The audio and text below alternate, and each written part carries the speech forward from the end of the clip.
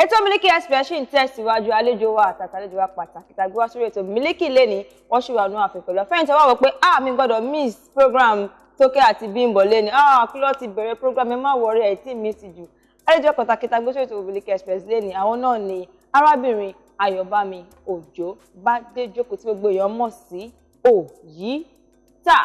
Kí wá ni àwọn challenges tẹ́ ti ní látara pé òkè à ń ya sinimá àti pé à ń cast èèyàn àbẹ́yìn wà lára àwọn tó jẹ́ pé máa wò pé torí pé mo súnmọ́ ẹni ọ̀rẹ́ mi lẹ́ni mo ṣe fẹ́ lo ẹni sínú movie.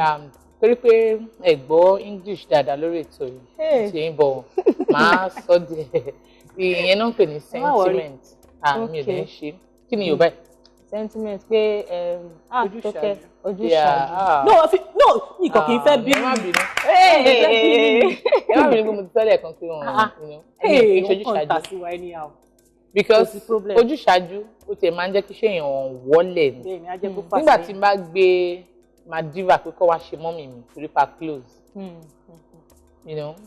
látọ̀rí pé mo mọ̀ pé Madiva lè ṣe bí arúgbó lè ṣe tí mo dẹ̀ wá wò pé mi kò sí rò kankan lẹ̀ mọ́ jẹ́ kí n lọ make up fún Madiva gbogbo láti mọ̀ fún òun Madiva bí òun asín ni you understand and just no so ká wá sọ pé ẹni tí òun ẹ̀ dàbí tó ní baby boy tó dàbí òun asín kó wá máa ṣe màmá wọ́n á mọ̀ pa make up fún mi so èmi ò ń ṣe mi kì í sentiment mi kì í ṣojúṣàájú fún casting mi àwọn ìdojúkọ láti challenge àbí tẹ̀ bèrè lẹ́ẹ̀kan tá a máa ń sábà dojúkọ náà ní owó basically tó bá wà àwọn àrà kan wà nínú so many of us tá a lè dá bọ́n gbà tá a bá ti mú wọn days fún iṣẹ́ tá a máa ń ronú pé àwọn nǹkan míì gan wà sẹ́ pé alẹ́ ni ó yẹ káyà ọ̀tá bá ti mọ̀ pé ẹni yìí kò ní alẹ́ lọ́la fún wa ọjọ́ ayé ẹ̀ wà ó lọ́la bọ̀ wá gbọ́n ibẹ̀ láti máa sọ pé ẹni yóò máa ní alẹ́ ọ̀la fún wa àfẹ́ dọ́gbọ́n so àwọn nǹkan yẹn gbà mí tán bá rí àwọn kùdìẹ̀kùdìẹ̀ díẹ̀ kan kò sí èèyàn kankan àlà ń finance ara wa so kò ṣe pé bóyá èèyàn kankan àwọn tó ń dá sí díẹ̀díẹ̀ náà àwọn normal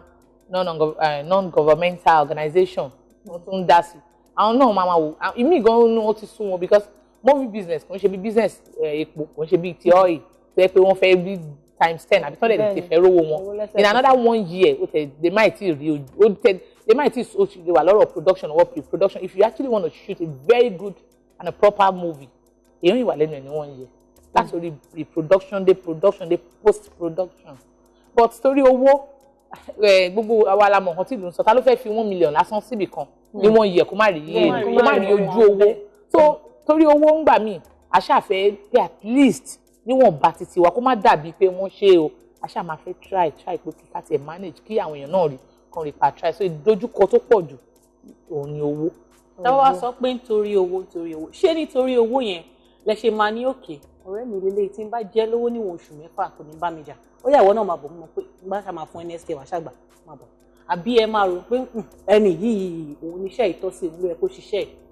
lè ṣe máa gbìyànjú wá ṣe mórí fún yín. Torí pé ẹni yìí ó níṣẹ́ ìtọ́sí ni o bọ̀ pé owó yẹn àwa lè wá bẹ̀rù èèyàn yẹn pé ẹni tó yẹ kó gba 1 million kábẹ̀ sí pé ọ̀rẹ́ mi ni ẹ jọ gba 800 àbí kó gba 500 ìyẹn ni bọ̀ kó wá ń ṣe pé torí owó ẹni tí ò tẹ̀ tó wá tọ́ sí káàpẹ̀ náà èmi ò ṣe rẹ̀. ṣé ká wá sọ pé àwọn marketers àbí wọ́n sọ pé àwọn marketers yín wọ́n fi bẹ́ẹ̀ dá sí movie púpọ̀ jù àbí bí adẹ́yìn tẹ́yìn bá ti ṣe production ti náwó tán lọ́sẹ̀ ni wọ́n ṣe máa sọ pé ó yá òkè sinimá yìí báyìí o òkè ó ní nǹkan báyìí ó ní iye báyìí ti máa fún ẹ àbí báwo gan lẹ ṣe ń ṣe. èyí tó bá ní ṣe pẹ̀lú wọn gbà mí wọn máa ń dá sí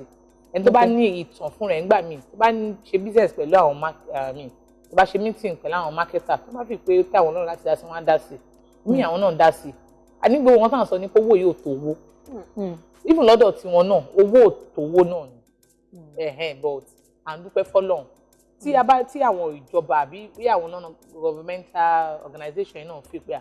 tí wọ́n bá rí bíi lucrative business tí àwọn lè tètè is lucrative but owó ẹ̀ ò kì í tètè yá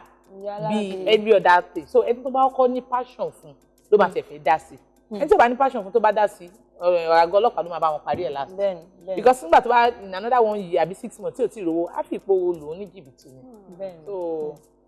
ìyẹn ni pé kí àwọn ìjọba àti àwọn tí wọ́n ti dárúkọ ẹ̀ kí wọ́n gbìyànjú láti máa ṣe kíni láti máa support àwọn òṣèré orí ìtàgé wa ọ̀pọ̀lọpọ̀ wa nígbà míì ẹ má tètè retí owó láàrin oṣù mẹ́fà tẹ́ bá rówó yín gbà lọ́wọ́ ẹlòmíì kò ń ṣe pọ́n gba yín bí iṣẹ́ yẹn ṣe gbà ní ó máa ń take long process tá a bá fẹ́ ṣìyà nǹkan tó dáa àbí production tó dáa láti gbé síta take